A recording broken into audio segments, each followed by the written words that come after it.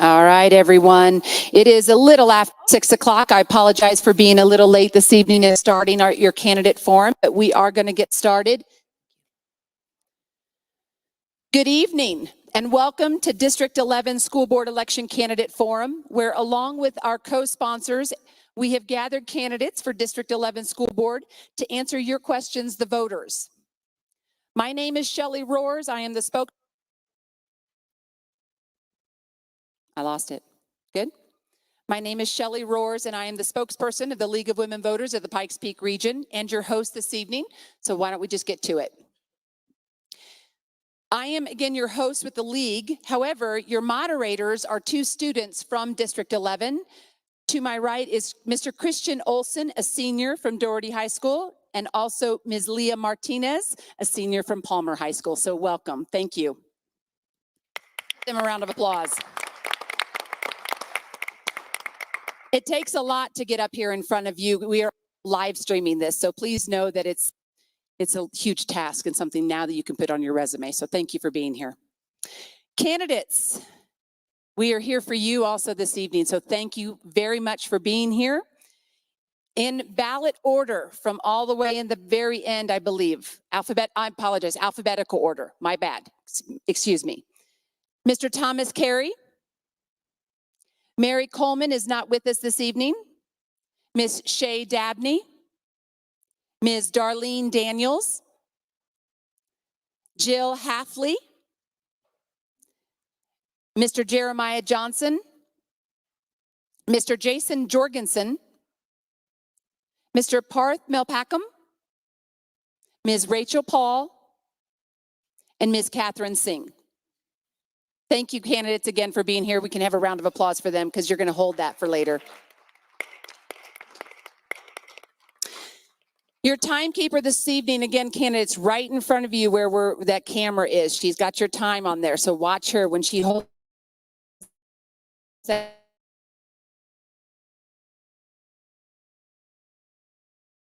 Students, or if you're taking questions, see these people? Those are the people that you give your questions to. You need a card or a pencil, we have those for you, but league forums, and this is a forum and not a debate, league forums, the questions come from you, the audience. And again, we are live streaming this, so if you are on the YouTube channel or the video, if you want to put your question in the comments, we would love to have those as well this evening. This is a voter education event. We believe in educating voters and empowering voters and defending democracy, and educating you as a voter is one of those things. So this is through our voter service team. If you are interested in political science or being civically engaged like we are, I would encourage you to see Sandra. I know you're here, Sandra. Sandra's right here. She is our membership chair. Please volunteer. We're another organization that really could use some volunteers as well. So shout out to our voter service team. And student moderators is new this year. So thank you again. It's we believe in empowering youthful voters. So thank you for being here. Monitoring YouTube and handling audio video, Dave Gardner down in the front, and I believe Denny Weber as well. From Dave is with Studio 809 Podcast, and Denny is a league member. So thank you for that. Thank you to our co-sponsors. We could not do this without you. You also believe in what the League believes. Black and Latino Leadership Coalition, Citizens Project, Colorado Latinos Vote, KRCC, Colorado Springs NAACP, Studio 809 Podcasts, and Together Colorado Faith Table. Are any of you here this evening? I want to give you a shout out. Want to come up, please? Mike, I know you're here. Anybody else in the audience from our co-sponsors? No? All right, Mike's, oh, I got another one right down there. So Mike's gonna come up and give you a little spiel about Citizens Project, and I want you to hear from another one of our co-sponsors.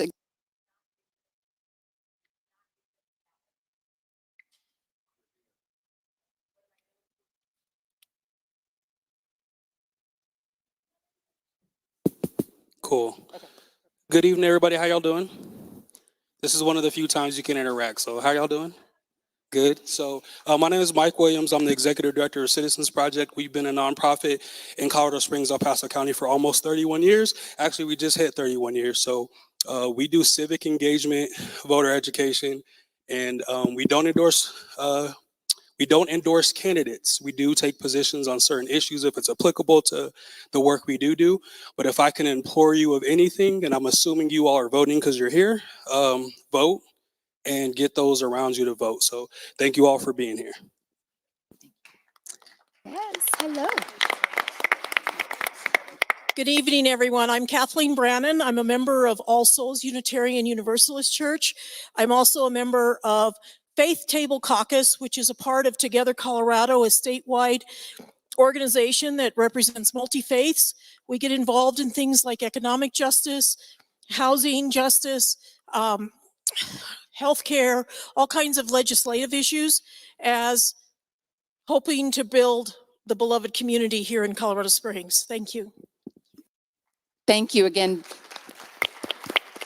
Our co-sponsors, again, we appreciate all that you do for getting voters educated and getting them to vote.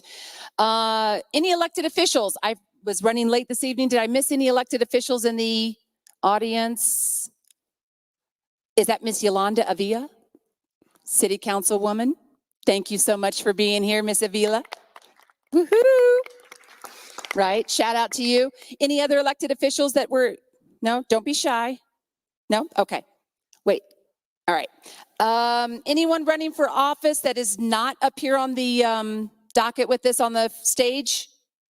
Want to give you a shout out? Anyone? This year? How about that? Anyone running this year? Okay. All right. So the League of Women Voters, I'm going to tell you a little bit about us because there's lots of rumors out there about what we are and what we are not.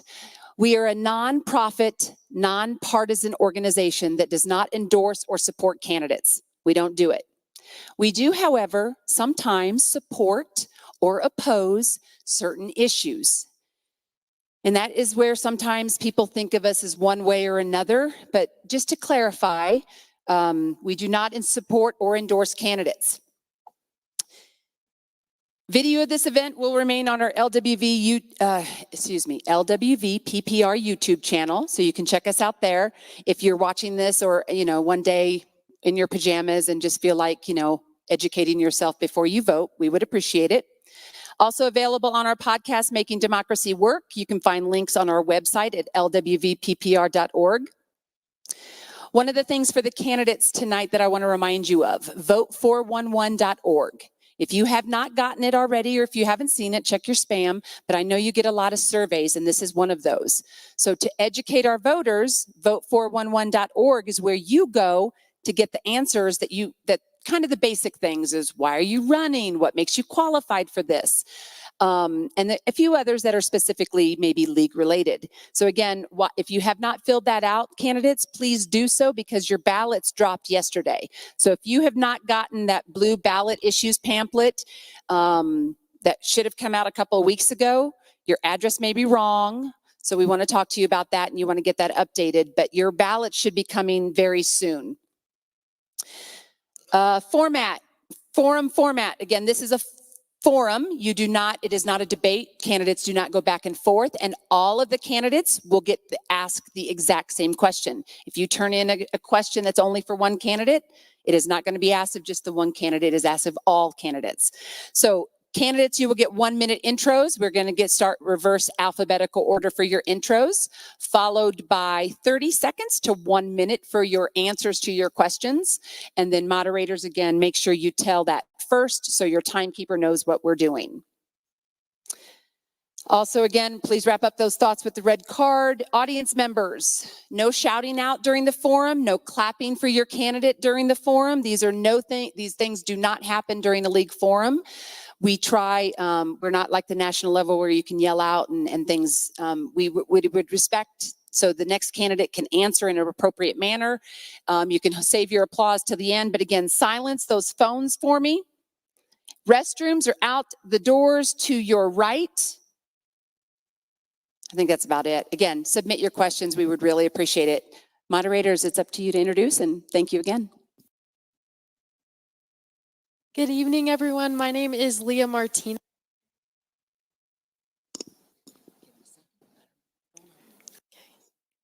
I attend Palmer High School, and I'm a third-generation student. I'm this year's student body president, and I'm excited to be here with you all tonight. Hello, my name is Christian Olson and I'm a senior at Doherty High School. I run cross country and I wrestle, and I plan on majoring in political science next year. All right, we're going to start off with the candidate introductions. Again, they're going to get 1 minute for an introduction, and we're going to go in reverse alphabetical order. Starting off with Ms. Catherine Singh.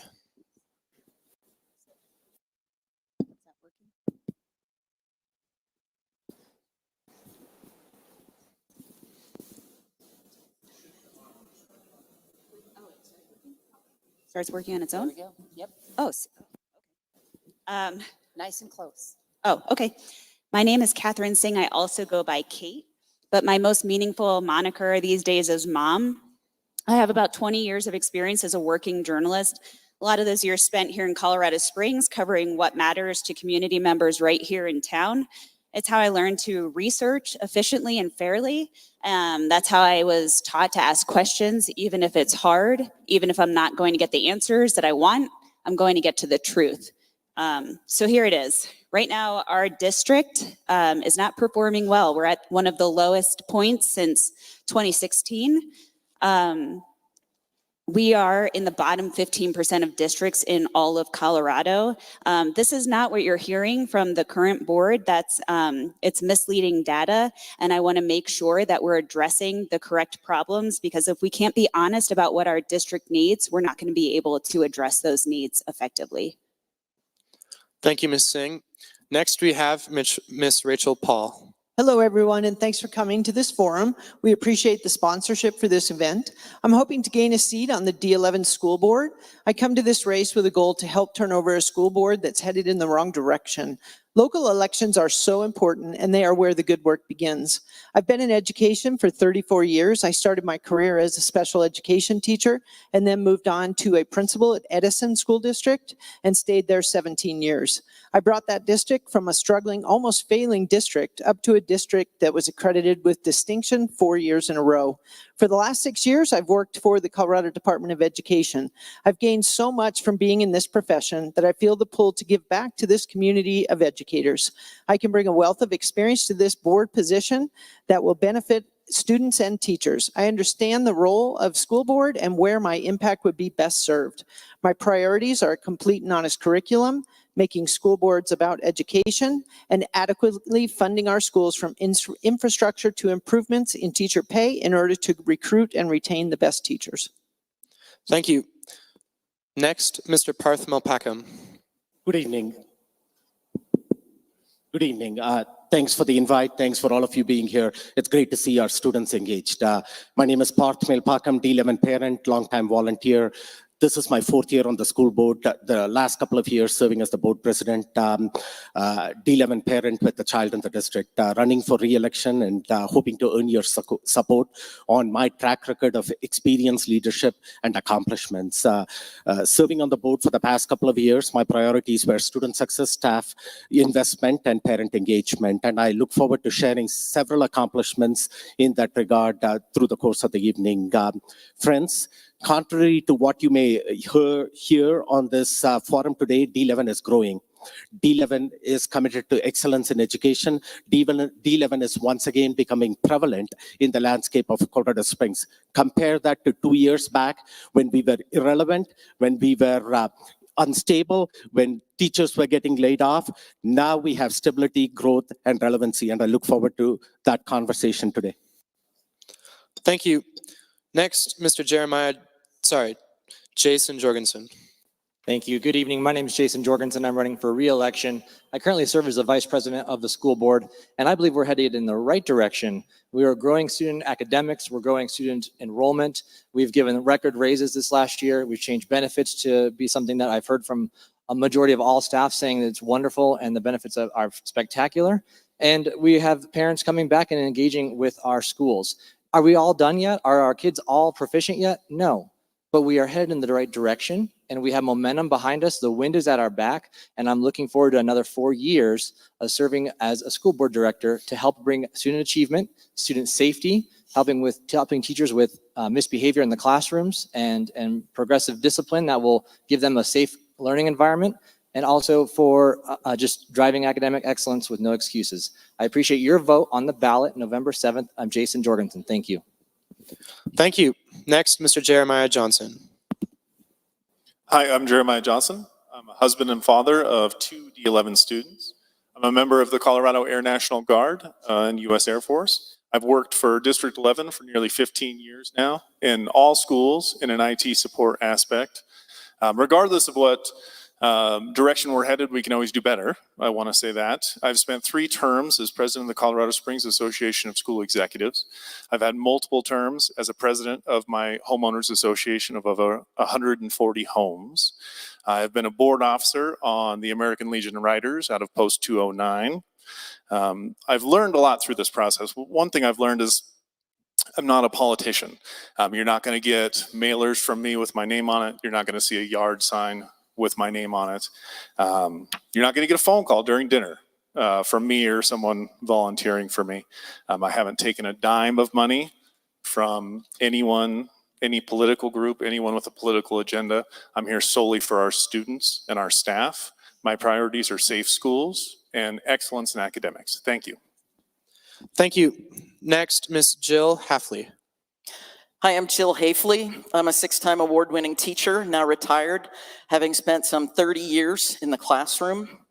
29 of those years were in District 11, and of those 29 years, 27 were spent at Coronado High School as a U.S. history and a U.S. government teacher. I also coached 3 sports, was the advisor for student council, sponsor for many after-school clubs, and I announced many of the district football games, the Doherty basketball games, and I am fully invested in the kids of District 11, the staff of District 11, just District 11 in general. I'm also community-minded, having worked with veterans on a regular basis. Education has always been at the core of my life, and as a teacher, I advocated for my students both at the school and the school board level, fighting for policies that prioritize quality education and student welfare. Thank you. Thank you.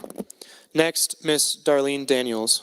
Thank you. Good evening. I am Darlene Daniels. I'm currently sitting on the board of District 11. I am in my reelection year and looking forward to continuing the work that we've all begun in terms of taking care of our students, our staff, and our community. My priorities are to hire and retain certified teachers. We want a safe, stable learning environment for our parents, students, and community, and also to work on the funding. District 11 has been underfunded for quite some time, which also affects academics as well as many other things that we have, capital improvements, facilities, all types of raises, things of that nature. We must continue to work together as a community and make sure our voice is heard, that we want public education for all students, serving all students. And we're looking forward to making sure the community is joining us in that effort on a consistent basis. Again, Darlene Daniels, I'm running for re-election with District 11 School Board. Thank you. Next, Ms. Shay Dabney. Hi, my name is Shay Dabney. I am a lifelong resident of Colorado Springs, give or take a few years. I am a District 11 graduate. I went to Roosevelt Evanston Charter School, Jack Swagger Aerospace Academy, and I finished out at Metro High School. I went on to college down in Pueblo, where I studied political science and history. I came back and got involved with the School Accountability Committee at Mitchell High School. I also do other parent educator engagement work in the community. My priorities are extending academic opportunities to all students, ensuring post-secondary success for all students, and increasing and encouraging parent and educator partnership. I'm running because we need a new perspective to our policy-making body for our district, and I want to act as an advocate for our schools and our community. Thank you. Next, Mr. Thomas Carey. Hello, my name is Thomas Carey. I'm hoping to bring to the board the perspective of an award-winning science educator and also a parent of 5 kids, including one who has some pretty significant special needs. At the moment, my job is acting as a lead instructor of science at the Air Force Academy Preparatory School. And I see in my own work teaching at the university level that students come out of K through 12 not fully being prepared for the rigors of college and the rigors of university, and frequently also the rigors of trade and industry. So my first priority is going to be increasing and improving student outcomes. As a parent myself, I'm also running to stand up for parents and fight for parent rights to make sure they have a voice and choice in the system. And then as a teacher myself, I know that learning occurs in the relationship between student and teacher. I want our teachers to be well compensated. I want them to have a good working environment. I want to make sure that D11 is recruiting and retaining the best teaching talent. So that's who I am, and that's who I'm running for. Thank you for coming out tonight. Thank you. Thank you, candidates, for your introductions. I'm now going to ask the first question, which you will have 30 seconds to answer. And we are going to start with Ms. Paul. What can the school board do to increase the district enrollment?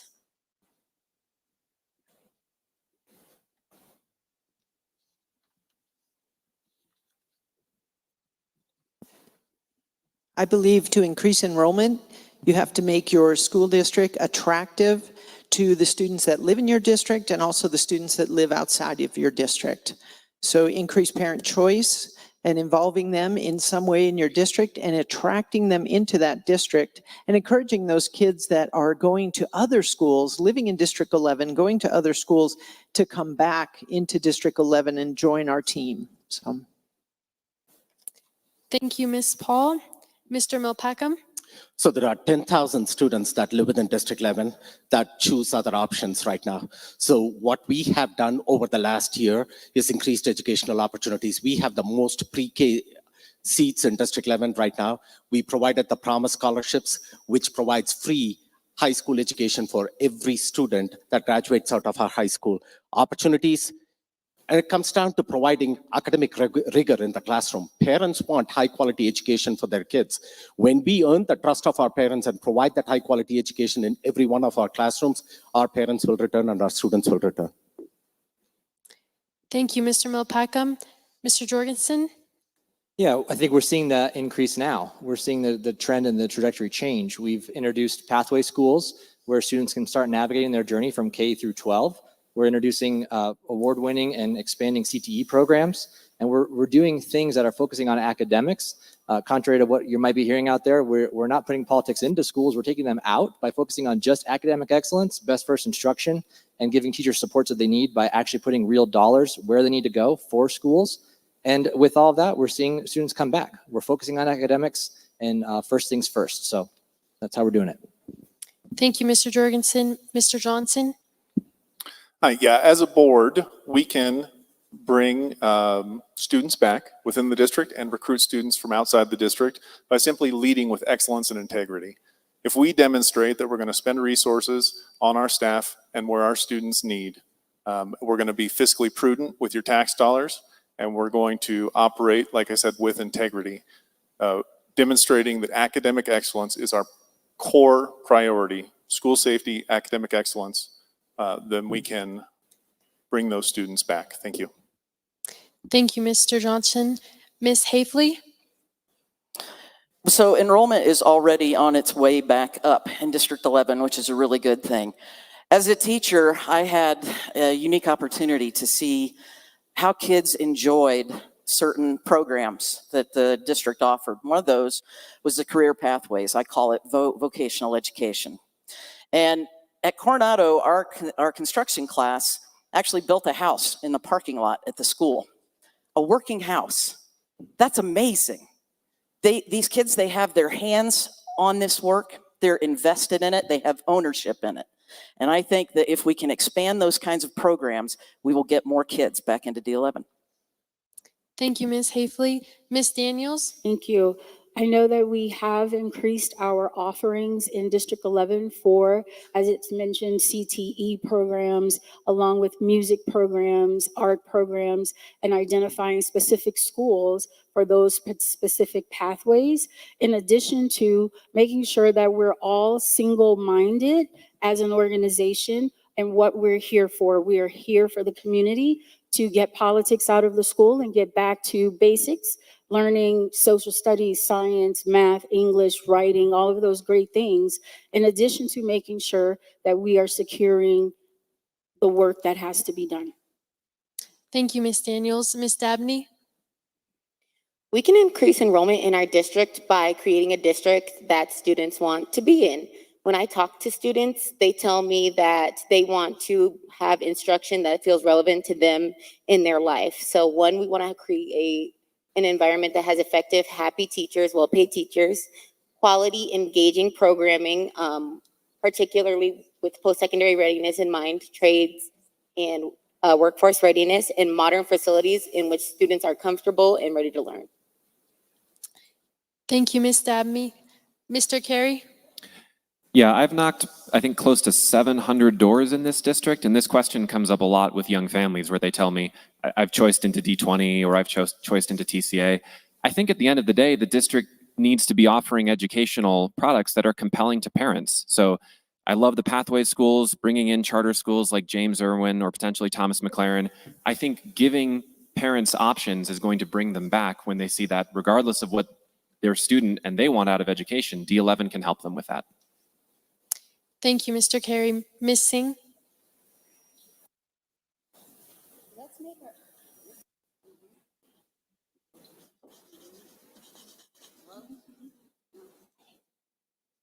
Just keep talking.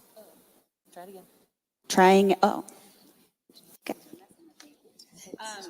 To increase. Okay. Go ahead. Okay. Okay. Let's make our schools safe, inclusive, and inviting. We have old schools. The majority of the current board failed a bond that would have provided the funding to make significant repairs at low cost to individual taxpayers. And if we were focusing on academics, we wouldn't single out vulnerable student populations such as LGBTQ and antagonize teachers and staff who work every day to support and keep all of our kids safe. Thank you, candidates. All right, for our next question, it'll be 30 seconds. And it is, how do you plan on filling the dearth of school bus drivers in the district? We will be starting with... Could you repeat that again? I couldn't hear you. The question. How do you plan on filling the lack of school bus drivers in the district? Okay. Thank you. And we're starting with Mr. Melpackham. Yeah, thank you. We already did that. This last year, we increased the salary of our bus drivers by $3 or $4, approximately in that price range. We ensured that they had high quality health insurance package.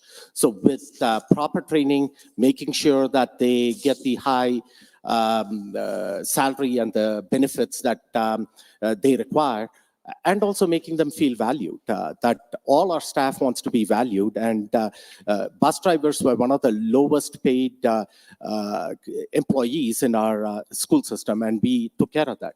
Thank you. Thank you. Mr. Jorgensen?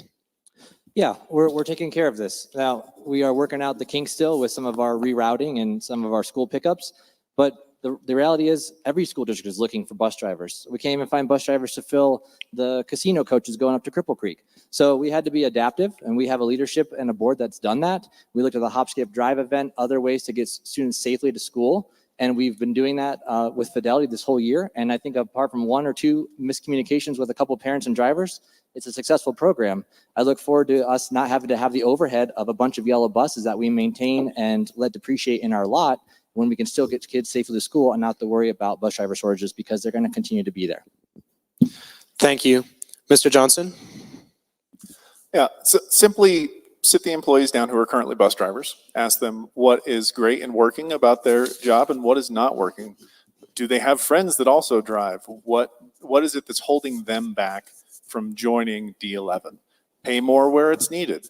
Instead of outsourcing our dollars to contractors, keep that money in-house and put it towards pay for our drivers. But communicate with the people we have in those positions now. They're going to be the best guide. Thank you.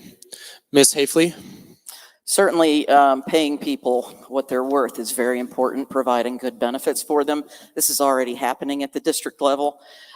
People need to know that they are valued, and if they feel valued, they're going to be more invested, and they'll see what's going on within our district around the city, and they'll come and they'll apply to get in there. I know the district is currently adding drivers all the time, so I'm confident that we'll be able to fill those spots. Thank you. Ms. Daniels? Thank you. I agree with everything that's been said thus far. And we also have the opportunity to seek outside of Colorado to learn what other school districts are doing around the state as well as out of state. There are various programs that we may need to get familiar with and how we can implement it in our district frugally, fiscally responsible, as well as taking care of tax dollars by all of our taxpayers. Thank you. Ms. Dabney? It's very important that we create a job in which people want to fulfill it, and that's the way you make a job attractive. That's how you get people to apply for it. It's a difficult job to be a bus driver. It's split shift, it's high pressure, it's a safety issue. Ultimately, this person is responsible for getting our children to and from school. So we need to make sure that they're brought up to the current cost of living instead of investing in private replacements like house, skip, and drive, which are a huge drain on resources to the district. Thank you. Mr. Carey? This issue hits home for me because we recently had some struggles with transportation through the public school system, getting our special needs kid, David, to BOCES. So I hear this one. You know, I think this came up in the ESP forum too. I was looking at the pay tables at the latest meet and confer agreement, and a lot of these people can make more money at Costco, right? So what do you do in business when you have staff shortages? You increase compensation. You make the job more attractive. At the end of the day, I think that would be the solution. Thank you. Ms. Singh? Our bus, Hold it higher on the mic. I'm gonna figure that out. Our bus drivers connect our students to their education. We rely on these people to do that safely. And although the educational support professionals did negotiate and receive more compensation, they are certainly below the average salary of what it takes to live comfortably in the district in which they work. Let's look for opportunities to fill in those hours between those split shifts during the day, not fund private companies. Thank you. Ms. Paul? So a bus driver is the first person students see when they come to school and the last person they see when they go home. We're asking them, turn your back on 36 students and drive. So we need to pay them the wage, like Kate said, that they are allowed to live in the district comfortably. We need to go away from the privatization of paying bus drivers, give them good benefits, and provide that support for those important ESPs and ask them their opinion. I have a neighbor straight across the road who's been a bus driver in D11 for 30 years. I went across the room and the road and talked to him about it, and I have these ideas came from him as well as myself. Thank you, candidates. For our next question, you will have 1 minute to answer. We are going to start with Mr. Jorgensen.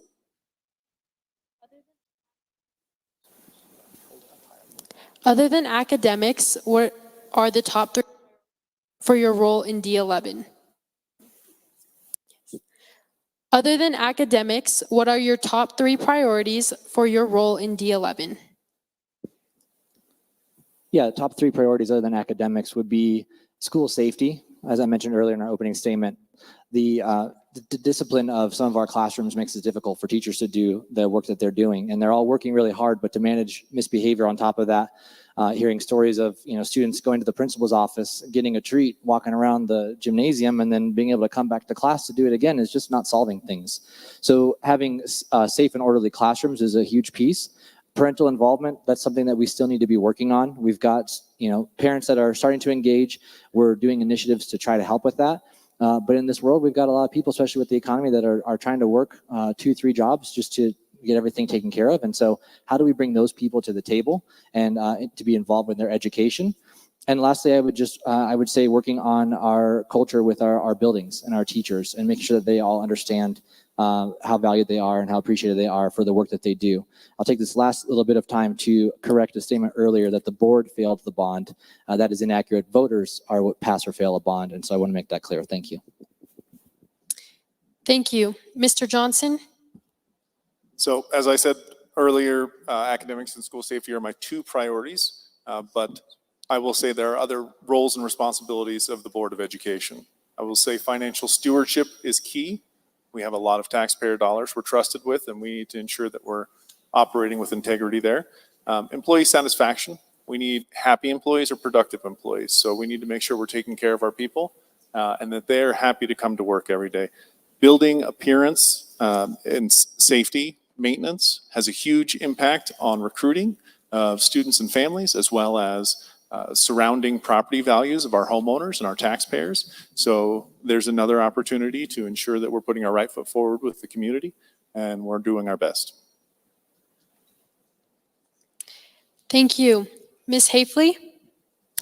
I think my top three, the first one would be fostering more parental involvement or engagement. Research has shown that there are less behavior issues, kids have better attendance, and they have better grades when they know that their parents are involved in them, beyond just the family unit, so that they're involved in their school.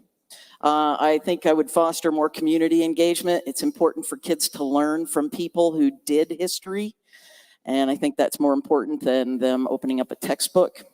And finally, fiscal responsibility. We have to be good stewards of taxpayer dollars. I live in the district, I'm a taxpayer, and I would really like to see my tax dollars go farther for the district. Thank you. Ms. Daniels? Yes, thank you. Excuse me, top three priorities: retain and hire certified teachers.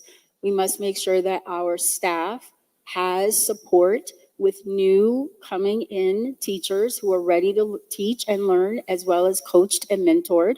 I'm also looking for safety, not just safety from a physical standpoint, but mentally, emotionally, as well as helping the students learn how to engage in education for their future. Not my future, but their future. And also funding. Colorado has not funded public education properly since 2008. Colorado ranks 47th in all of the states with education. So we have a lot of work to do. And the work continues with all of us working together. It is important that we get the facts and we understand what the conversation is really about. And more times than not, funding is a huge problem. And I know that our school finance formula is being worked on, but the work continues and we're asking all of you to support. Thank you. Ms. Dabney?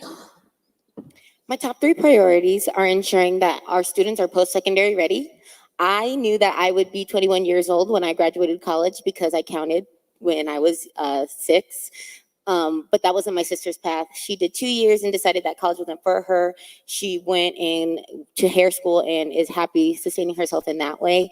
All of our students, whether it is for your college or a trade, or if they need to be immediately workforce ready, should be prepared to do so after graduation from our schools.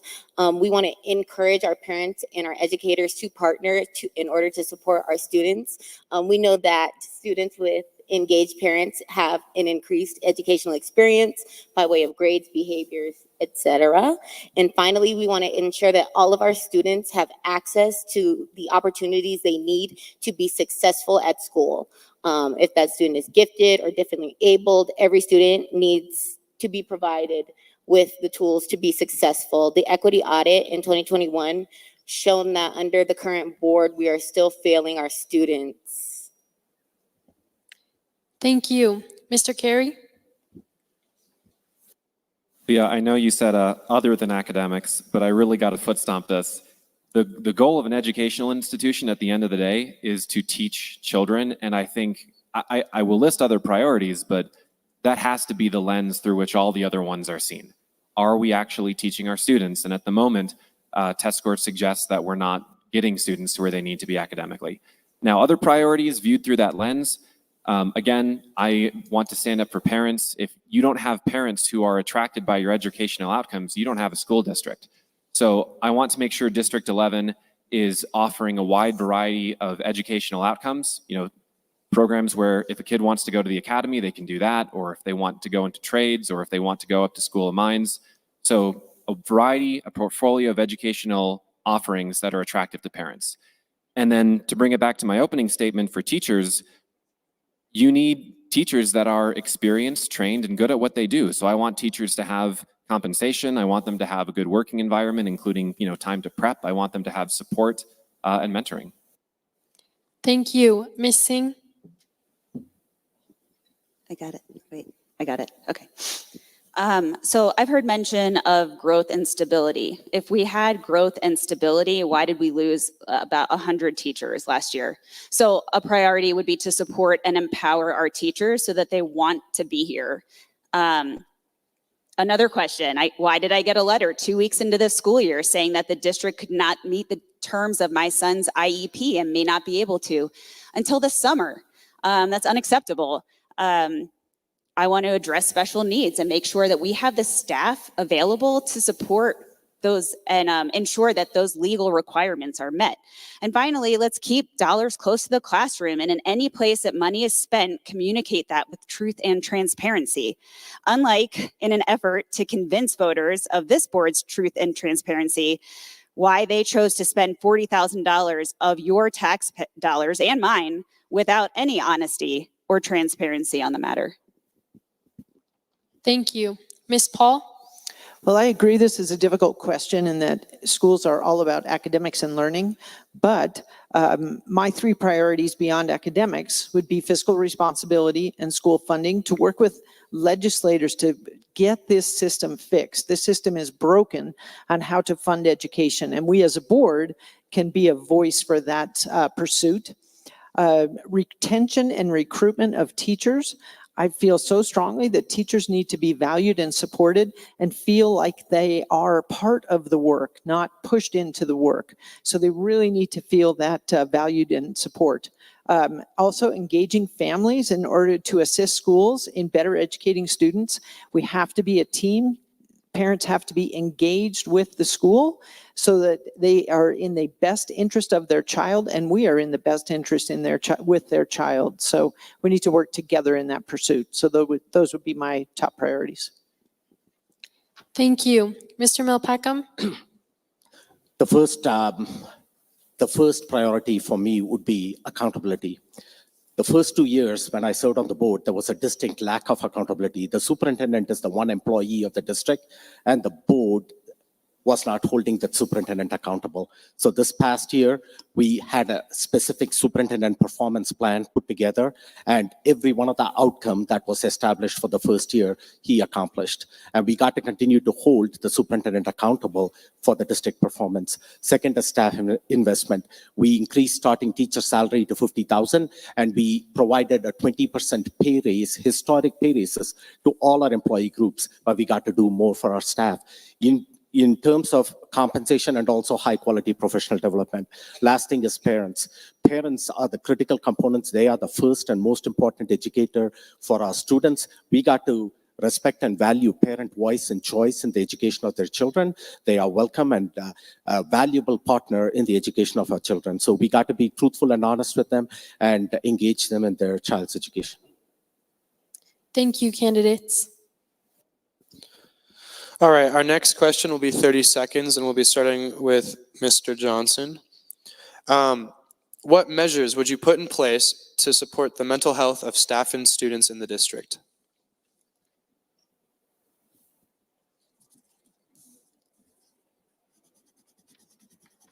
Thank you.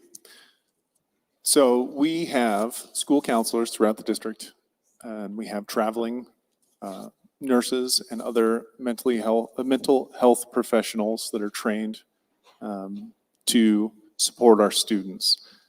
I would have to lean on them for guidance on what was lacking and what we could do to improve, and utilize them as a resource to put those steps forward. Ensure that we're meeting those needs of our students, because that's critical. Thank you. Ms. Hafley? It's been my experience in the classroom that kids are suffering mental health problems for a couple reasons, not one of which, of course, is the over-reliance on technology in the schools. They are drowning in that technology, and it keeps them from actually having relationships with the people sitting next to them. So if we could tone down this reliance on technology and lift up peer-to-peer relationships, I think we'd be in a lot better spot. Thank you.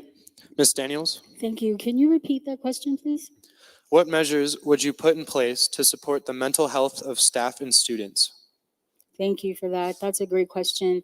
I know that we had a healthy kids survey that came up in the district, and it was offered like every 2 years to help us gain a grasp of what the students were expressing that they need. I also know that many of them are coming into the classroom with extensive outside concerns and issues that they bring to the school. As a substitute teacher, I'm bumping into that on a daily basis, and I'm consistently asking how we can support and help them. And we do have to work on supporting more speech learning pathologists along with counselors, and that requires funding. Before the next candidate, Ms. Dabney, if you wouldn't mind, candidates, I need you to project that voice a lot better for me, for those people in the back, so you can hear, please. Thank you so much. Go ahead, Ms. Dabney. The measures I would put in place to support the mental health of our students would be, one, providing them a space for feedback about their mental health. The Healthy Kids Survey is a great way for students to let us know what their needs are. We also need to provide support for students to be able to explore and monitor their own mental health, and give them outlets for assistance when they need them.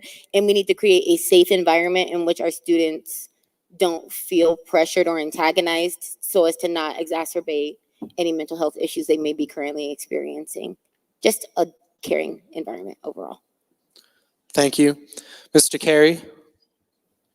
I'm going to also give a somewhat unusual answer to this question. I think this is something the country's really been grappling with since about 2012, if you look at the numbers.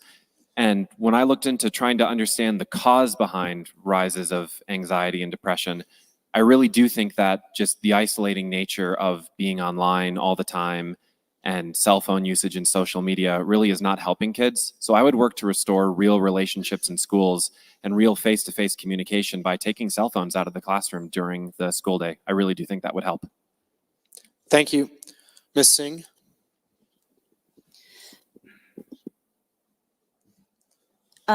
Our region was absolutely devastated by clusters of youth suicides. Club Q was less than 1 year ago. That's a community that was targeted specifically by some of our current board members on social media. The Healthy Kids Colorado survey was changed from an opt-out standard to an opt-in. And I'm thinking that parents who don't exhibit healthy relationships with their children are not going to choose to opt in. This is a measure that is also supported by our county coroner, who is smarter than me. Thank you. Ms. Paul? As my years as a principal, I prioritized student and staff mental health. I increased the opportunities to have students express themselves and always have someone to reach out and speak with, whether that be a counselor, a social worker, a teacher, a principal, whoever that might be that they can reach out to. We need to have places for struggling students and resources for them to access. And I believe the Healthy Kids Student Survey is a great idea for them to be able to express themselves in that way in a confidential matter, because that's oftentimes the barrier for students to reach out is not being confidential. Thank you. Mr. Malpacum? Yeah, thanks to the 2017 MLO that the community passed, every school has a counselor now. The priority is to ensure that every child is known, valued, and there is an adult that they can turn to, a trusted adult in the school system that they can turn to. Our kids are dealing with depression, anxiety, wide variety of issues. The pandemic just worsened those issues, all the social isolation that caused. We didn't lose one child or one staff member due to pandemic, but all the social isolation ended up in a handful of students committing suicide. And now we got to make sure that the kids have the skills and the coping skills to deal with this. Thank you. Mr. Jorgensen? Yeah, it is about relationships. Teaching for 10 years in middle school science down in Harrison District 2, I saw the onboarding of one-to-one devices and moving a classroom from in-person to digital.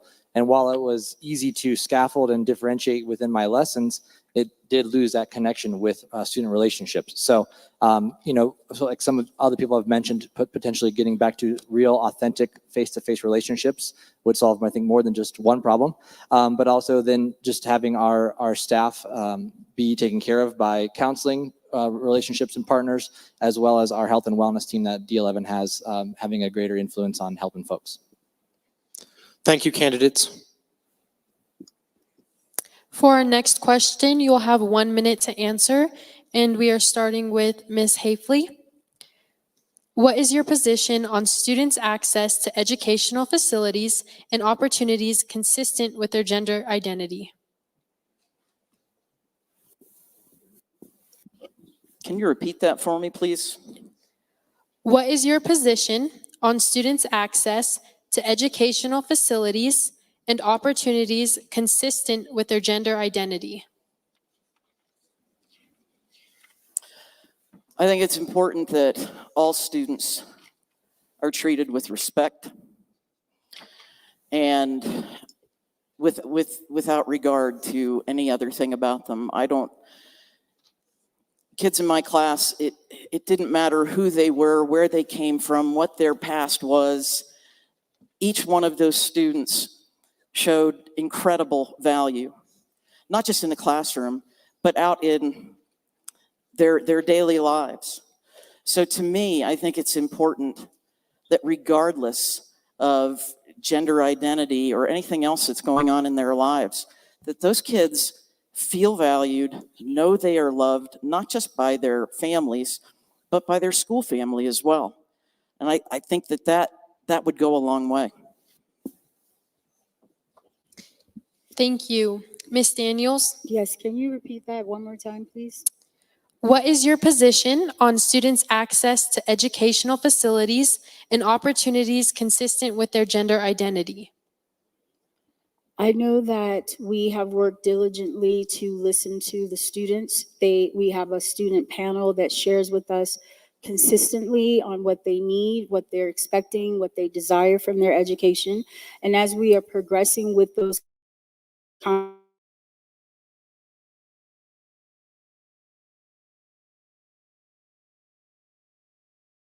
them what they need, but to learn what they need and to find ways for that to be available when they say they need it. I am totally not here to discriminate against any person, place, or thing.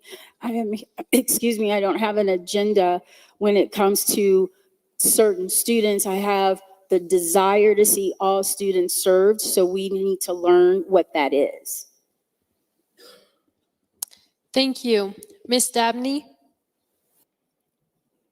It is of the utmost importance for us to teach our students and for us as the adults to live and learn how to live in an environment with other people who do not share our experience. It's important that we learn and teach and respect each other on the basis of your full identity, whether or not you agree with that. I believe that should be extended to our students in school. I believe we should recognize and respect gender identity of our students because we know that it prevents suicide. We know that it saves lives. And in the same note of talking about mental health of our students, we should be providing safe spaces for them to be themselves and to learn. Thank you. Mr. Carey? This is a really controversial question. So I don't 100% know what you mean by educational facilities. So there's a few things I want to make really clear about my perspective here. Number one, I think every student, regardless of their beliefs, regardless of their background, should be taken care of and should be educated. Now, my own opinion here is that in the context of, I'm thinking bathroom use, in the context of, I'm thinking sports, I think for safety, these things are rightly separated in terms of your biological sex rather than your gender identity. But at the end of the day, I think any question that has this level of heat, this level of controversy, you got to involve the community on this one. You got to involve parents, you got to involve faculty and staff. It needs to be a conversation. It shouldn't just be something the board is kind of setting down from on high. Thank you. Ms. Singh? This is not controversial at all. Every single student deserves complete access to a full, enriching, honest education. Every student deserves safety. There is a transgender youth bill of rights that is above all of our pay grades, which might come up later, which provides legal protection to those students. That has nothing to do with the school board. These are state laws that are in effect right now. And remember, we learn about ourselves when we listen to each other. So I think the lesson here is just be kind. These students deserve every opportunity. Thank you. Ms. Paul? Okay, I believe we need to continue and follow the current policies, these are at the state level or the district level, to protect all students. We have policies on anti-bullying, anti-discrimination that are meant to protect students from discrimination. As a board, we need to be role models for our students in our districts and for our parents and teachers. We are leaders in the district and need to act in a respectful manner. We cannot continue to antagonize the LGBTQ youth as a board, and we need to move forward in a positive way, making all students feel valued and again, act as role models as school leaders, because that's what we are. We are school leaders making critical decisions for students, teachers, parents, and administrators. So we need to respect that position and act as strong leaders. Thank you. Mr. Milpacum? All students are valued, all students are respected, all students are welcome, and they got to have a safe environment in our schools. Board policies do that right now. There is no bullying, harassment of any kind of any of our students on our campuses. They have access to all the educational offerings that the district provides. And as far as the overall conversation with gender identity and sexual identity, all those things, parents have to be part of that conversation. What was earlier referenced was about the Colorado Healthy Kids Survey. 10 and 11-year-old kids are being asked about their gender and sexual identities. Okay, is that my responsibility as a board to ask students about the gender and sexual identity without involving the parents about it? So parents have to be an integral part of our conversation, and with parent support, we will continue to provide the support for our students to be in a safe and welcoming environment. Thank you. Mr. Jorgensen? Yeah, I think it's important to respect everyone's educational journey, to help them feel safe and to help them get the best education possible. And every student should feel safe, comfortable in using the restroom and the locker room. And as such, it should be based on biological sex or gender. And then with the remaining amount of my, that's pretty straightforward. So with the remaining amount of my time, I want to address an earlier stat that said that we lost 100 teachers last year and that was astronomical. Actually, I've got CDE data right here that says D11 in red is actually at the bottom of the turnover of staff in staff. So we actually have more turnover occurring in our neighboring districts of D49 and of Harrison District 2. So contrary to what you've heard. Thank you. Mr. Johnson? So I am a parent running for school board. I cannot solve every problem, and I don't have an answer to every question. That's where community comes in. That's where teamwork, camaraderie, discussion, and inclusivity comes in. I'm not a politician, so I don't have a position on this issue. I will say that I would never take a stance that's not in our students' best interest, and safety is inclusive to all students. I would have to ask a lot of questions to seek understanding on these issues because I really don't have the answers as I sit here. And I want to know how best to support all students, regardless of their background or where they come from, and that includes LGBTQ students. Thank you. Thank you, candidates. All right, our next question is going to be 30 seconds. And we'll be starting with Ms. Daniels. And the question is, do you think books should be banned? If so, why or why not? That's a great question. And no, I don't think books should be banned. I think books should be available to assess or have access by our students so that they can learn to have proper perspective as citizens of this country and as citizens of this state. Banning books do not help us learn from different perspectives, and we need to have those for great conversation, learning about each other, and continuing our ability to learn about the world. Thank you. Ms. Dabney? I am not in favor of banning books. Historically, we see that when that is an idea that rises, there's usually some unsavory things that are accompanying that. School libraries should always be a place for more information and not less. Reading is fundamental. When we ban books, we prevent a student the opportunity from being able to see themselves represented in literature, and every student deserves that opportunity.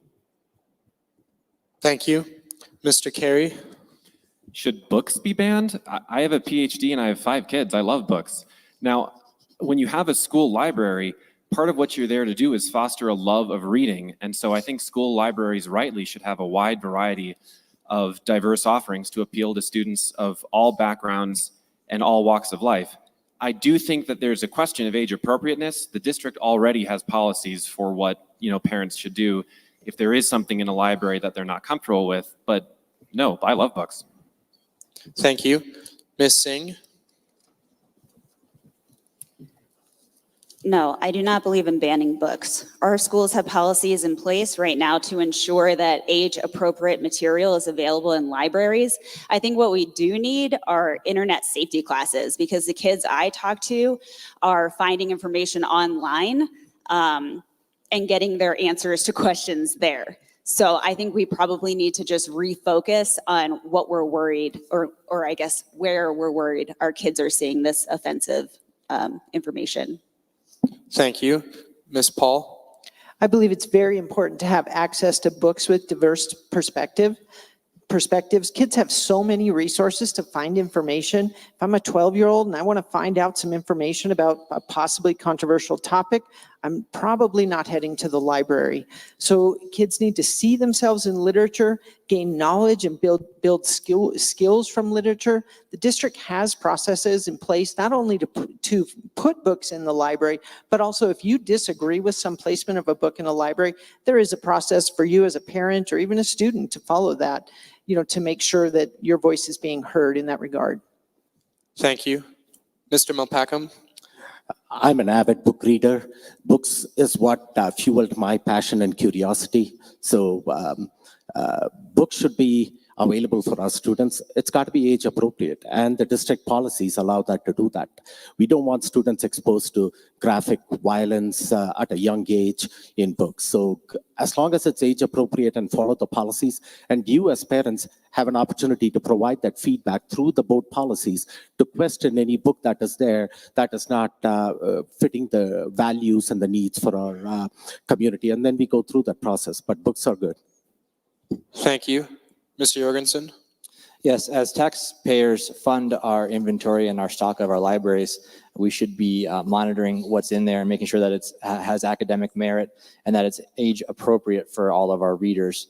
And so as such, I want to be intentional in protecting the innocence of our youth and focusing on doing my best to ensure that they're not exposed to any of the inappropriate obscenities, pornography, whatever it might be, questionable material that a parent might not be ready to discuss with their child yet, with their minor yet. And so with that, we might look at, not banning books, but making them more of a parent opt-in way for them to get those access to those books. Thank you. Mr. Johnson? No. Let me expand. Educational materials should be highly available and age appropriate. My students both check books out from the libraries, and I really enjoy sitting down with them and reading those books with them, and celebrating reading with both of my kids. And if I find something as a parent that I believe inappropriate, or my wife does, we just set it aside. Simple as that. Thank you. Ms. Hafley? You know, as a history teacher, hearing that books are being banned or the idea of banning books really sets off a lot of red flags for me. That being said, books must be age appropriate. Thank you, candidates. For our next question, you will have 30 seconds to answer, and we are going to start with Ms. Dabney. Do you believe it is important to work with the Colorado Springs Education Association? If not, how do you plan to work with educators? I believe that it's important for us to be partnering with all of our teachers, both the ones that are in and not in the union. I think that it's great for us to be able to work with the union as a group of teachers who have already identified common needs. And as someone who prides themselves on being teacher supported, I am genuinely looking forward to doing so. Thank you. Mr. Carey? I think it's crucially important to work with the CSEA. We have a master agreement with them in place.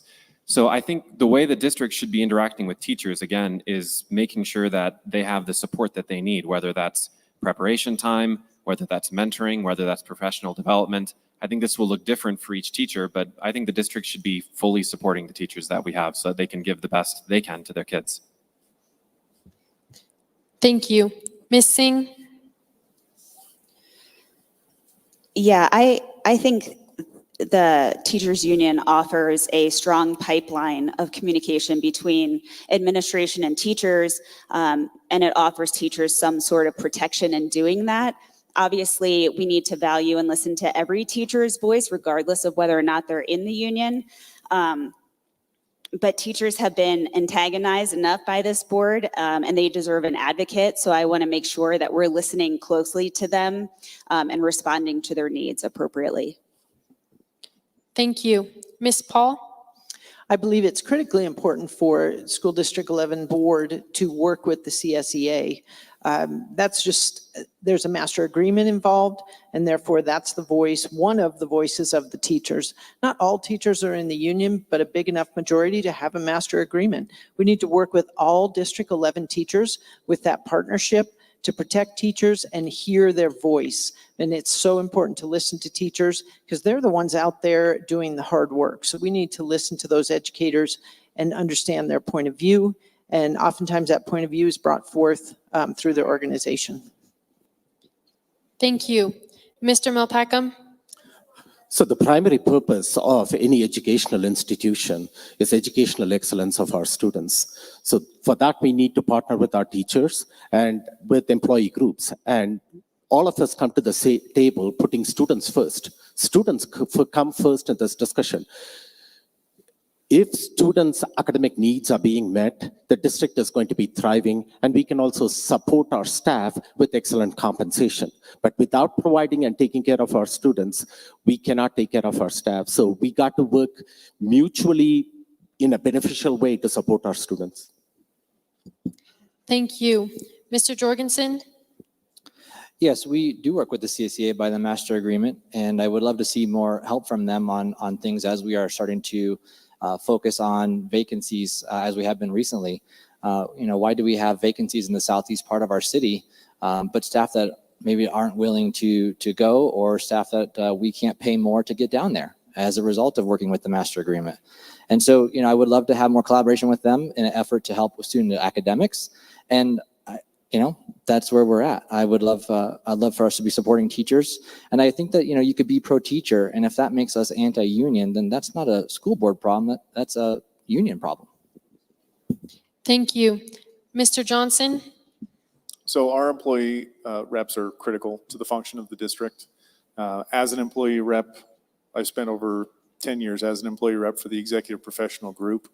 I currently work very closely with Joe, who is the president of CSEA. We serve on multiple committees together, the insurance committee and the policy committee. Lou Ann Long, a former president of our board, was also the president of the ESP group for a while. And most recently, I have collaborated with Joe on classic car restoration, because anybody who knows him knows he is a wealth of wisdom on the subject. Thank you. Thank you. Ms. Hafley? So we're all here for the kids. That's the common ground. So whether teachers are in the union or not, we all need to work collaboratively for the benefit of the students of District 11. That's why we're here, for the kids. Thank you. Ms. Daniels? Thank you. I am so grateful to have the support of our teachers and our staff. Sorry about that. Also, I know that teachers have been under assault for decades. This conversation is not something that just arose today. It is a consistent attack. As a public graduate, I have watched it over the course of my life. It's the one industry that does not have enough students attending college to even be a teacher. That industry is no longer looking appealing, and we've got to change the narrative. If we want our schools to be staffed, then we have to encourage younger folks, younger students, younger people, second career people to get involved. It's going to take all of us to get this turned around. Thank you, candidates. All right, our next question is also 30 seconds, and we'll be starting with Mr. Carey. And it is, what is your stance on transgender students when it comes to school sports? I think I said this earlier. I think sports are correctly, for reasons of safety, separated on the basis of biological sex. Thank you. Ms. Singh? Guys, this is K through 12 education. It's not the NFL. We don't need to antagonize vulnerable students. Sports in K through 12 are intended to enrich the lives of our children, not put a target on their backs. This issue ultimately affects maybe a handful of students across the entire district. So that shows exactly how this board is wasting our time and money with political distractions. So again, let's get back to kindness and grace for our kids. Thank you. Ms. Paul? I believe we have to support all students, all athletes, all participants across the spectrum of our curriculum and our after-school activities to make them feel supported and know that they can participate in those activities fully on and not be hampered by anything. So I think it's all about support and making kids feel valued. Thank you. Mr. Melpacum? All students should be valued and respected. But as a father of a daughter, I want to make sure that her rights are being respected here too. So it's got to be about with biological sex so that students get to compete in a fair and equal playing field. Thank you. Mr. Jorgensen? It should be, for sports, should be based on biological sex. And while it's not pro sports, there are sports at high school that have scouts, that have recruiting for colleges, that have scholarship scouts looking. And when a student has the opportunity taken away from them by somebody that's not of their same biological gender competing with them, then that's inequitable. Thank you. Mr. Johnson? I agree that all students should be protected. I think we should protect fair competition. But I also, as a father, would love to see my daughter as the quarterback of the varsity football team. So I'm not sure we should say it should be split on biological sex because it should be more about fair competition. Thank you. Ms. Hafley? No, it's not. We're not talking about college or the NFL, but some kids will only play high school sports. So for the safety of kids and for the sake of the fidelity of gender-specific sports, I think that should be separated by biological sex. Thank you. Ms. Daniels? Thank you. I know since June of 2021, athletics cannot discriminate, on the basis of gender identity. And I know that the policy is still under review. And I also know that we have laws in place in Colorado on how we should manage this conversation. And we all should get knowledgeable on what those laws are and make sure that we are in position to serve all students so that we're not discriminating. Thank you. Ms. Dabney? As has been previously mentioned, K through 12 sports are about enrichment of your educational experience. Here and again, we should be honoring our students and respecting who they show up as, regardless if we understand or share in that identity or not. Thankfully, fun, neither success exist in limited quantities. So one student's experience on a sports team does not affect another student's experience on a sports team, and they will both be allowed to have fun and succeed in their own right, whatever that measure is to them. Thank you, candidates. For our next question, you will have 1 minute to answer, and we will be starting with Ms. Paul.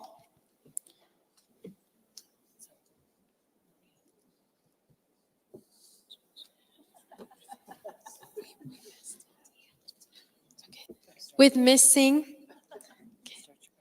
Superintendent Gall has stated his opinion to bulldoze Palmer High School, and D11 leadership is currently assessing which D11 facilities will be upgraded and modernized. How will you ensure parents and students play a role in these decisions? So I touched on this earlier. I would never bulldoze Palmer. I said this in our last forum. I would chain myself to Palmer and let the bulldozers come after me.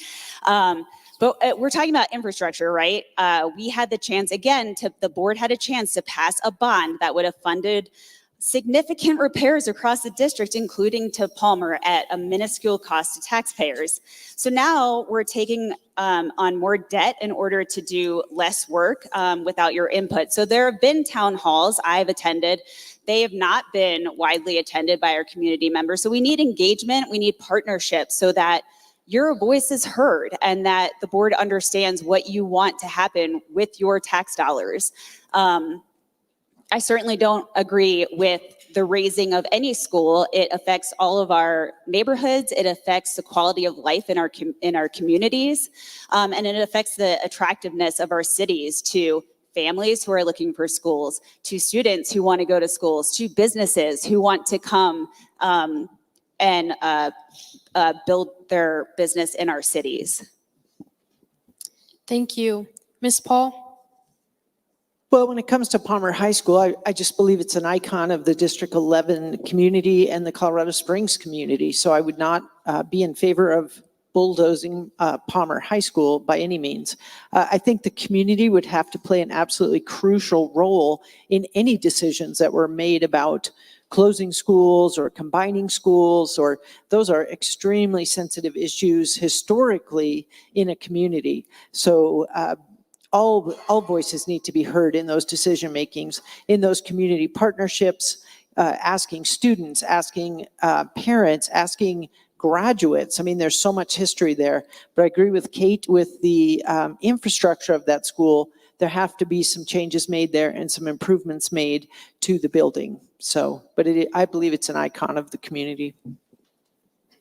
Thank you. Mr. Melpacum?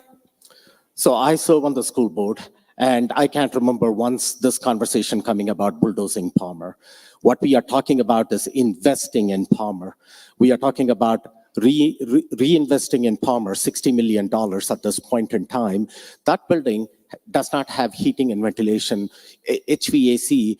When you go into that building in August and the May months, it's hot out there, 80. Our staff and students need a comfortable learning environment. We are talking about investing $60 million into Palmer to build a brand new Palmer building while preserving the architecture that is there, the historic value of Palmer. We are talking about more the guts of the building. So we have the premier IB institution in the Front Range. Mr. Gall talks more than often that he is a big supporter of IB education, including his daughter being an IB graduate. So this is something that has never come up. Thank you. Mr. Jorgensen? Yeah, I heard this question from the Thursday night forum, and I was surprised to hear how the candidates answer the way they did, because if they had watched the past two work sessions where we discussed this, and we're discussing it again tomorrow night for those of you who want to be engaged, we've never once finished that sentence from Thursday. Bulldoze Palmer, yes, to build it back differently. to put all the campus learnings in one place so we have student safety, so they're not crossing the street or skipping school or losing their way over to the 7-Eleven or the Taco Star. Never once did we say bulldoze Palmer, the end. And so to hear answers from that on Thursday that didn't complete any of the things we were discussing from the work session was a little just confusing to me. So yes, it's an investment. We're investing in our school. We're finding ways that since we did not pass the bond 2 years ago, to be innovative in putting dollars back in. One of those is deploying $60 million of just sitting general fund assets back into our district. We're losing students. Why are we not deploying these funds for new turfs and tracks, new AC, things like that? So we are investing in our district, and that's why kids are coming back. Never are we bulldozing. Thank you. Mr. Johnson? With respect, I feel I need to reject the premise of the question that Mr. Gall said he was going to bulldoze Palmer High School. I've been in a lot of leadership meetings this year, and I've heard modernize, I've heard update, I've heard ensure it's safe. I have heard that it's a leading IB school and that it's valued. It's the heart of District 11 in downtown. It's a critical school for District 11. So I just struggle with the premise of the question. I mean, make it better, yes. Get rid of it, no. Thank you. Ms. Hafley? I'm a history person, and Palmer High School, the Colorado Springs High School, is a staple, not just in District 11, but in the city as well. And I think Superintendent Gall was probably taken out of context on that comment. Even so, that being said, you have to preserve the history, not of the district, but of the city. I'm not for bulldozing anything. I think Palmer's a great school, and the fact that it is split up in between blocks even makes it more unique. Matter of fact, I taught there for 2 years and loved it. It's like a little mini CC. I think you can raise money at any given time, but you cannot rebuild history. And so I believe in renovating the current building, but keeping its history and its architecture intact. Thank you. Ms. Daniels? Thank you. I think it's very important that we learn how to hear information and process it accordingly. It is important to understand District 11 helped build Colorado Springs and has always had the community's input, has always had the community's willingness to come and say what they're looking for, what they desire, what they need. Parent involvement, facilities, curriculum, policies, it is all there. It is important that we govern ourselves according to facts and not emotion. There is a difference. And with that being said, you will learn by being involved as to what is happening. I urge you to get involved. Thank you. Ms. Dabney? We know that school closures harm communities.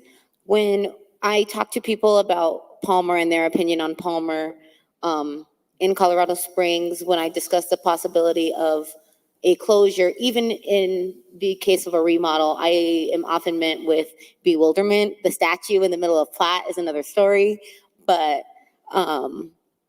we should always, I think that this demonstrates an out-of-touchness that the current board has with the community in the thought to close the campus. I think we should be increasing opportunities for the public and students in particular to engage with the board, not just in the cases of school closures, but in all cases, in all of the policies that we're discussing.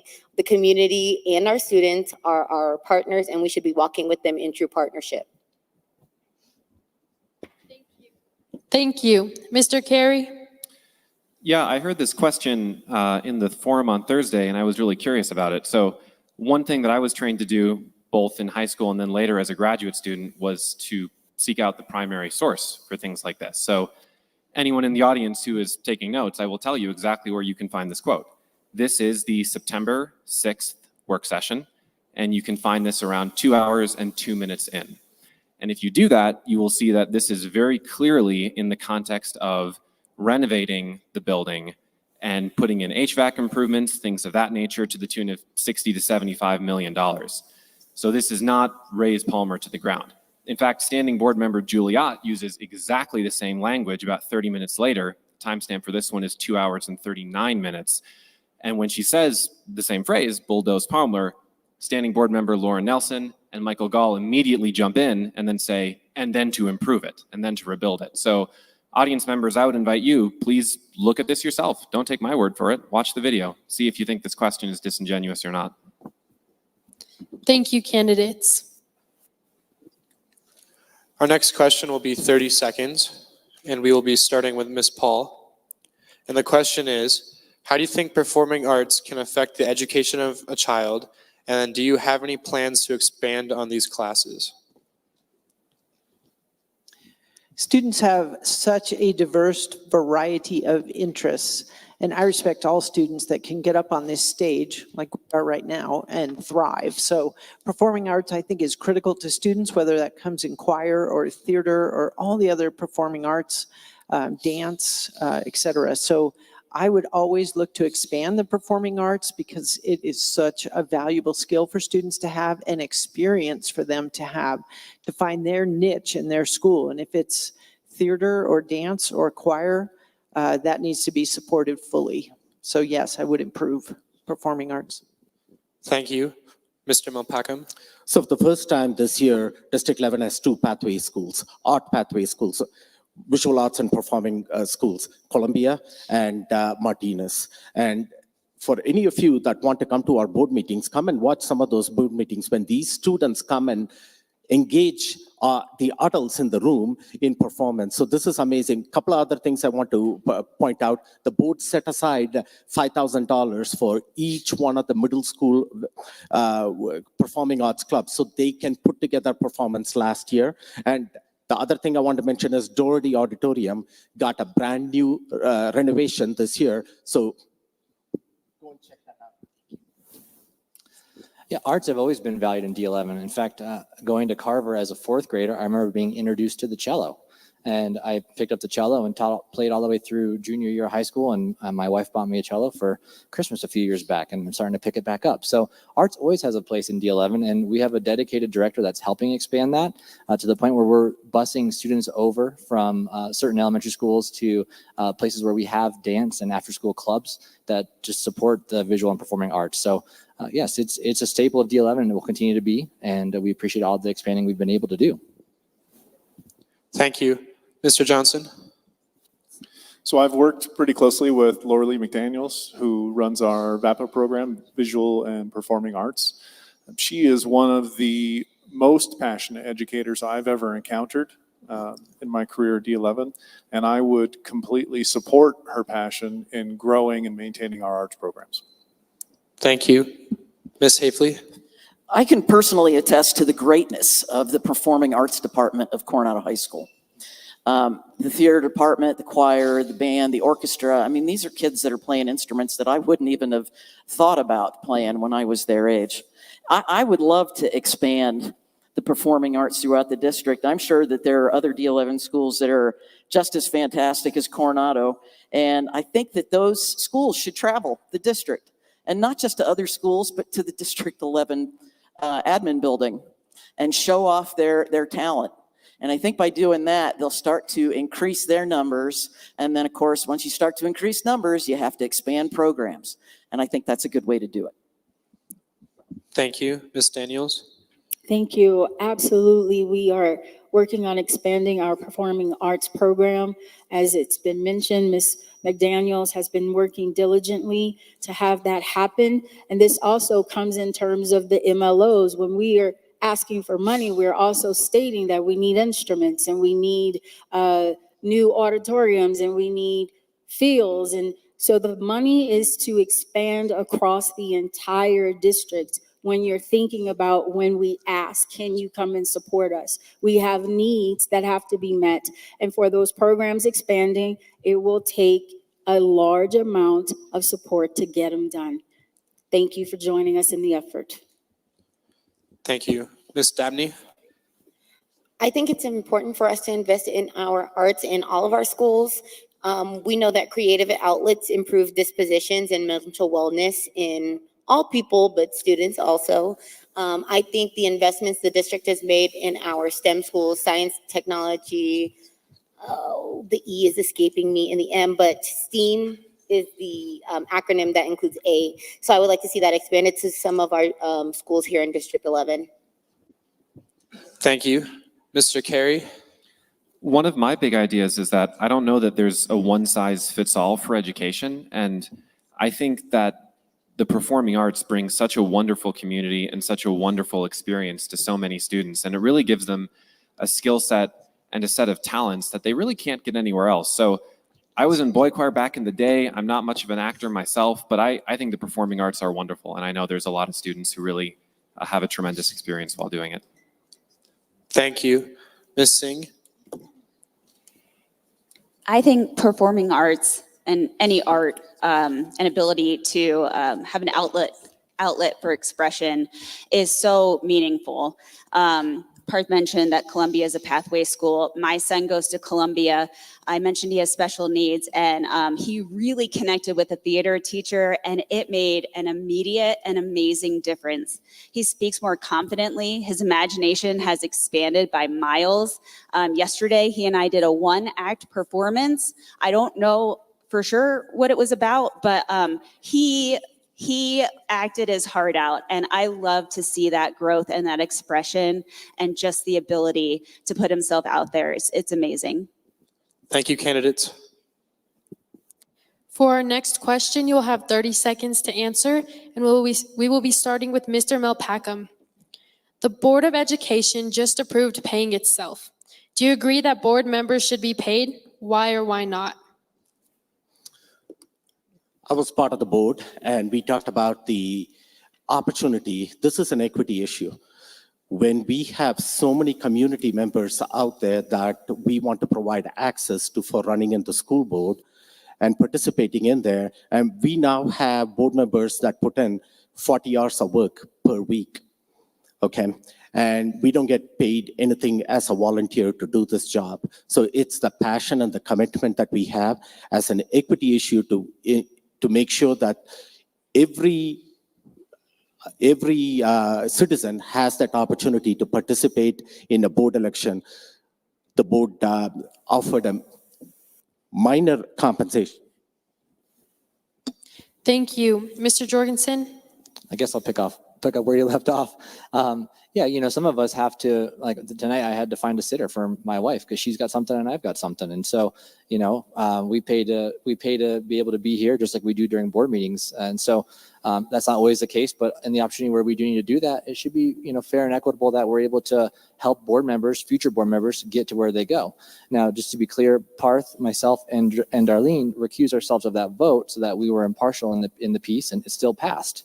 So any future board member elected will have this ability to be reimbursed. It's not a for sure paid thing. You have to request reimbursement, but in a way to make it equitable for all to be able to participate, it's available now.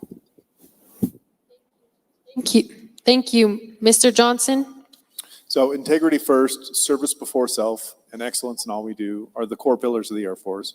And here, this would be service before self. So while I don't need to be paid to volunteer to serve our students and our staff and our community and our schools and our city, I am an exec pro, which means I am a salaried employee, and this would remove gray area for me. If I'm fielding board questions during the workday, then now I don't have to worry about it because the state law passed. So while I don't need to be paid, it does help out in that aspect. Thank you. Ms. Hafley? I don't have a problem paying board members. It's a nominal amount, especially considering the amount of time that board members spend in their duties. It's a current trend across the country.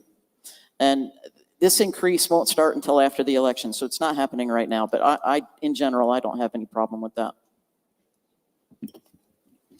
Thank you. Ms. Daniels? Yes, thank you. This is tricky because we ask volunteers to come in and serve on our committees and various other programs that we have, and they are not paid, and they are working just as much with making sure they bring information, whether it's the DAC, the SAC, or any other committee that we have. So personally, I know that I would love for the future to be considered for others, and yet at the same time, I'm concerned that it it doesn't look good. It does not look good when we're asking others to do the volunteering and we have just put ourselves in a different posture. That's very, very slippery when it comes to integrity, accountability, and all of the other things that we're trying to do as board members. Thank you. Ms. Dabney? From a standpoint of equity, I think that it is great that the board has recently decided to pay its members. As a young person and also a non-traditional school board candidate, I fully recognize that there are not many people who can afford to work 20 hours a week without pay. I think that by allowing individuals to be reimbursed for their time that they're spending on the board, we can attract more diverse candidates and have a more diverse experience with our policy making. Thank you. Mr. Carey? Yeah, I can see both sides of this one. As a parent with 5 young kids, some reimbursement to help put towards childcare and transportation is definitely appealing to me. But as from a standpoint of being, the optics and then being wise stewards of taxpayer resources, I can see it both ways. I don't know that I have a strong opinion on this one. Thank you. Ms. Singh? Sorry. I didn't go into this needing or expecting payment, but I recognize that I have privilege not afforded to everyone. I also see that we desperately need new voices and perspectives on this board. This is a position that was built to include the voices from the people who live in this district. But I think we need to make sure that we're transparent about the amounts of payment that are being made to board members and make sure we're not voting in raises unnecessarily. Thank you. And Ms. Paul?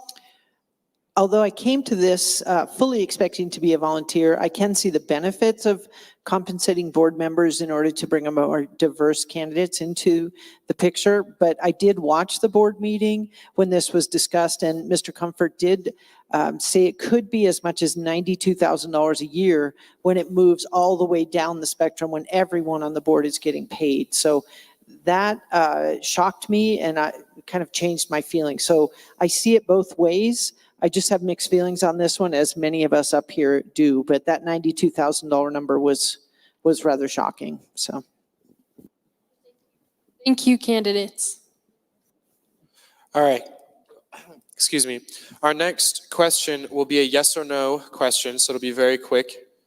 And the question is, do you believe that classes like shops, like wood shop and metal shop, and home economics should be available to all D11 students, not just students at designated pathway schools? Yes. You have a request to repeat the question, sorry. Do you believe that classes like wood shop and home economics should be available to all D11 students, not only to students at designated pathway schools? Yes or no? Not just to students at designated pathway schools. And we're starting with Mr. Jorgensen. Yeah, that was a yes from me, still yes. Mr. Johnson? Yes. Ms. Hafley? Absolutely. Ms. Daniels? Yes. Ms. Dabney? Yes. Mr. Carey? Yes. Ms. Singh? Yes. Ms. Paul? Yes. Mr. Melpacum? Yes. Thank you. This will be our final question of the night. It will be 30 seconds, and we are starting with Mr. Johnson. COVID funding, or ESSER, is ending this school year. If you are elected to our school board, how do you plan to address the loss of all the educators who are funded by this grant? I would start by collecting data of which educators are affected by this. I need to know who I'm talking about, where those educators are located, and the impact to our students.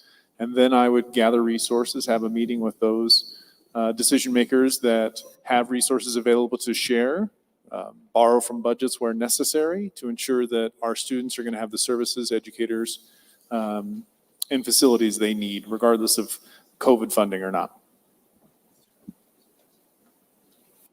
Thank you. Ms. Hafley? I would have to agree with Mr. Johnson, you have to talk to the people that are being affected and how they're affected. You can't just make a blanket decision and expect people to jump to. The board isn't something putting down rules and responsibilities from on high. You have to talk to the people that you are serving. Thank you. Ms. Daniels? I know that the Colorado School Finance Project is working on this conversation today. They're working on having task force facilitators throughout the state because there is this question, what happens when the ESSER funds are gone?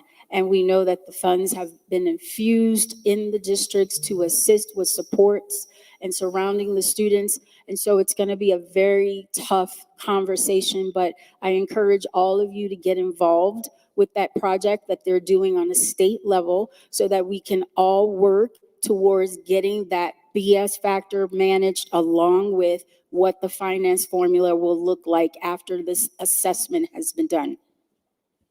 Thank you. Ms. Dabney? As we prepare for the ending of the ESSER funds, I think it's very crucial for us to scrutinize our spending as a board and ensuring that we are being effective with our dollars. As a school board, we manage a larger budget than the city, so we want to be sure that we are handling those tax dollars in an appropriate way. And we should also partner with the community to fill the gaps that we are unable to as a district. I'm very proud to say that I have background in partnering with community organizations to bring resources to schools and look forward to doing so on the board as well. Thank you. Mr. Carey? I agree that I'd want to learn more about which specific positions would be impacted, but I think bottom line is the way to address any shortage of staff or shortage of funding is to try to shift more money in that direction. So I would be in favor of looking for ways to move dollars closer to the classroom, increasing compensation for our teachers and our staff. The specifics, I'd have to do some more research onto what exact positions are affected. Thank you. Ms. Singh? I think in losing those funds, we need to rigorously audit the board, the budget, and what we're spending money and wasting money on, such as the $40,000 spent to promote a standing board. We need partnerships with legislators at every level, and we need to make every financial decision as transparent as possible. Thank you. Ms. Paul? All schools benefited from the ESSER funds as well as District 11. And it just gave us a small taste of what it would be like to have a little bit more money in our budgets and a little better school funding formula for all schools across Colorado. I agree with Darlene that through that school finance project, we need to listen to some guidance from the state in order to make these tough decisions, state level decisions as well, that are tied to this funding overall. And I believe through these ESSER funds, we did realize, wow, look how much more we can do for teachers and students when we get this little bit more funding. So some work to be done there. Thank you. Mr. Milpackham? So when money runs out, what do? We got to prioritize what are the main important goals. Student academic achievement is the main goal out there. So we got to make sure that all our spending aligns with student performance and student outcomes. So the board already established clear goals on literacy and math. Our priorities will be to spend the money as close to those students as possible in the classrooms and invest the money in our staff. Dyslexia is another program that we are providing supports for our students too. Thank you. Mr. Jorgensen? Yes, this has already been brought up with the current board, and we knew this was coming. That's why we worked diligently last year to begin right-sizing the district in how we're funding our schools, using Allaview as a way to manage school-based budgeting and see where our dollars are actually being spent, where they're redundant, where they can be pinpointed towards academics. And so we are already aware of this. We already know the impact, and I know that Superintendent Gall and his executive cabinet are already formulating a plan for the board to review, whether that's this board before the new board comes in or the new board that comes in. But we already have a plan. We have a leadership team that's already aware of it, and we'll have a plan for us shortly on how to maximize the dollars that we do have remaining. But enrollment equals numbers and equals money. Thank you, candidates. All right, so now we'll have our candidate closing. So each candidate will get 1 minute to say any last things they would like to say, any closing remarks. And we will start with alphabetical order. So Mr. Carey. I think first I really want to start by saying I think this will probably be the only forum this election season where we have 9 out of 10 candidates. And so I'd really like to thank the League of Women Voters for putting this on. I think this has been a really eye-opening and just really engaging conversation. I'd also like to thank all of you in the audience for showing up and for participating in the process of democracy. And I know this is being live streamed as well. So anyone who's tuning in online, thank you for being here and thank you for paying attention to the race. I think at the end of the day, the job of a school board member, it's really public service, representing the values and the vision of your community. And so again, my name is Thomas Carey. I'm looking to improve student outcomes. I'm looking to stand up for parents, and I'm looking to stand up for teachers. If that sounds like a vision that you agree with, I would love your vote on November 7th. Thank you all so much for being here. Thank you, Mr. Carey. Ms. Dabney?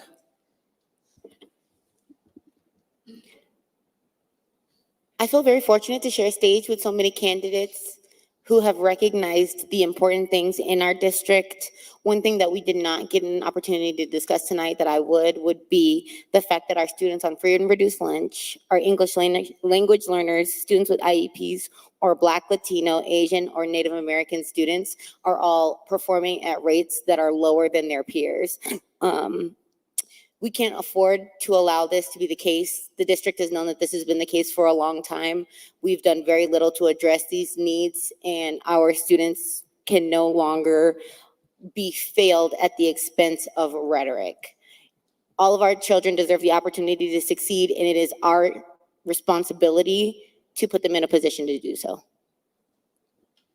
Thank you, Ms. Dabney. Ms. Daniels? Thank you. I agree, and also know that public education has been under assault for decades, and now we're starting to see the final outcome show up drastically in a desperate time for educators, for safety, for funding, for mental health and supports. We have students with medical needs. We have students who are homeless. We have students who are also experiencing a new country, a new language. It's going to take all of us. It's going to take all of us to get past the emotion, the politics, and any kind of rhetoric that will keep us believing that this is an inside-out situation. It has been coming at this district, this state, all education for years. I need you to get involved. You can come to town hall meetings. You can attend committees. You can attend many things that we have done throughout this district. I've been here for 20 years and immediately got involved as a parent, as a community member, and as a person who has been invited to the table. I urge you to do the same. Thank you, Ms. Daniels. Ms. Hafley? I believe the school board ought to have big goals, and to accomplish those goals, it's pivotal to have the perspective of somebody who is actually in the classroom for any length of time.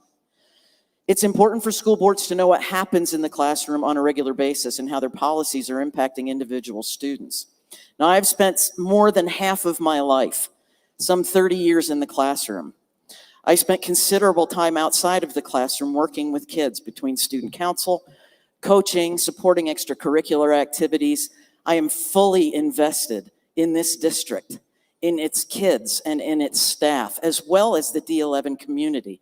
And I hope that when you are filling out your ballot, you consider me. I'm Jill Hafley. Thank you all for coming out tonight. Thank you, Ms. Hafley. Mr. Johnson? As I stated previously, I don't have a political team or party supporting me, so my opportunities to reach voters is limited. Resources like tonight are a huge boon for me. Please visit my website at jeremiahjohnson.com and email me at jeremiahjohnson4boe@gmail.com, because I would love to answer questions and concerns and continue the conversation. I would gladly make myself available for that communication. I want to thank all the candidates here tonight for being willing to serve, because that's ultimately what we'll be doing. Thank you to the host again for hosting this forum. And I ask you all to allow me to serve you and our students by giving me your vote in November. Thank you. Thank you, Mr. Johnson. Mr. Jorgensen? Yeah, thank you everybody for coming out tonight. My name is Jason Jorgensen. I'm a number 5 on the ballot, and I'm requesting your vote for re-election to the D11 school board. And we've done a lot of good work, and we've got a lot of work to still do. We're not where we want to be with academics, but we are on the right track. There is momentum behind us. We've got a team that's ready to do that work. We've got schools that are looking for excellence in all we do. We're pushing in those supports. We're allocating the dollars closest to the classroom. And we've done a number of things to address the gaps that we have seen, like the 20 CLDE teachers that we hired, allocated for this year, 18 of which are filled. We got a couple vacancies left there. Adding dyslexia programs across our district, putting equity in action by funding dollars based on the school. And so we've done a lot of great things, and I'd love to serve you as a community and be your voice on the school board for another 4 years. Thank you again to the student panel moderator. Thank you, Mr. Jorgensen. Mr. Malpacum? Yeah, thank you. Thank you for the host. Thank you for all the candidates. D11 is in good hands with all the discussion that we had today. I'm running on a platform of what I've accomplished in my first term, especially the past couple of years, and what the district has accomplished. We are proud of what the district has accomplished, and I hope our staff, our students, and our community is proud of what we have accomplished. As you sit back at your kitchen table and you look at your ballots and ask a simple questions on who you want to fill in that ballot. Who do you trust on this panel for the education of your child? 2 years back, we were talking about closing schools, laying off staff, and cutting educational programs. Now, District 11 is on the rise. Public perception has completely changed. Enrollment is for the first time increased. Student academic outcomes are improving. So if you are better off, ask that question, is the district better off now than it was 2 years back? Are the staff better off now than you were 2 years back? Are students better off now than they were 2 years back? We still have work to do, but the District 11 is on the rise. I'd really like to thank everybody for coming tonight. Thank you to our students from Doherty and Palmer and the kids out there taking questions. I thank you all for your thoughtful questions that we answered tonight. And I just want you to realize the importance of the work that we are all engaged in up here and our efforts to become board members. I really firmly believe that the national political agendas cannot be welcome at the local level. And I feel so strongly about that. I believe we have to lead with honesty and integrity, and those values must be appreciated. I want to talk about teachers just for a second. Our educators are heroes, plain and simple. They work tirelessly to inspire our kids. I have attended so many events with teachers who have worked all day long, and then they come out and canvas with us. Teachers go above and beyond, and I want to make sure they have the resources and support that they need to do that work that is so tough and to do the best that they can. Rachel Paul, and I am first on the ballot, so that's easy to find. So thank you for your vote. Ballots should be in your mailbox today. So let's go vote. Thank you, Ms. Paul. Ms. Singh? Big thanks to everyone for being here, to you guys for moderating, our students, of course. We need our community members to be engaged, to step up and make a difference in this election. We need parents as partners. I don't want anyone to think that issuing a vote for any candidate will provide you parental rights. You've always had parental rights, and understanding those rights is what helped me understand my own son, and it helped me ensure he received the support he deserves and is legally entitled to. I want that for every single student. I want parents who work multiple jobs, who struggle with language, who don't know who to ask for help or when to ask them, to understand their rights. I want our students, of course, to achieve great academic success. I want them to ask questions, to think critically, and if we can't guarantee their safety at home or in the community necessarily, then we can definitely make sure to ensure their safety and that of our staff in their schools. We need to be honest with the public, accurate in our statements, and wise with our resources. Thank you, candidates. Can we get a round of applause for your candidates, please?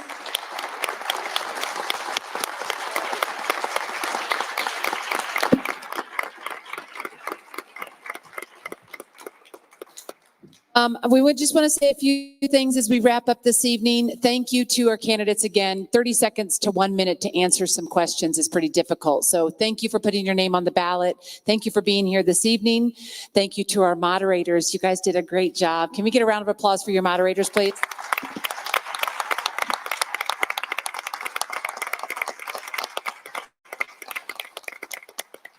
A couple of questions regarding your questions. I've been doing this with the league for a few years. I have never had. So for that, thank you. A couple of questions. I think one of the candidates said it. If your question did not get asked, number one, if you don't know what Tracer is, you can find every phone number for every one of these candidates on tracer.gov, okay? If you don't know or can't find Tracer, I want you to call the league and we will find the phone number for you. We will give it to you and you can call them or you can email them directly with your candidates, with your questions. We do sort these. So a couple of you who sent questions in that are not relevant, for instance, students voting, right? Not people up here have any relation about students voting. They can promote it, but do know that if it's not relevant, we wouldn't ask it. But if you want to ask those specific questions, again, never have we had this many questions before. So kudos to you. Whether you're here in person or online, thank you for attending. Picture for the candidates. Make sure you guys stay for just a minute, please. I know you want to get out and talk to those people. We would like a picture with you as well as the moderators. Also sharing that. Dave at Studio 809, we're going to get you we will get you a link. Candidates, please share this with spheres. People out here, please share it so we will promote voting with D11. Of course, vote on or before November 7th and have a great night. Thank you again for being here and thank you for voting.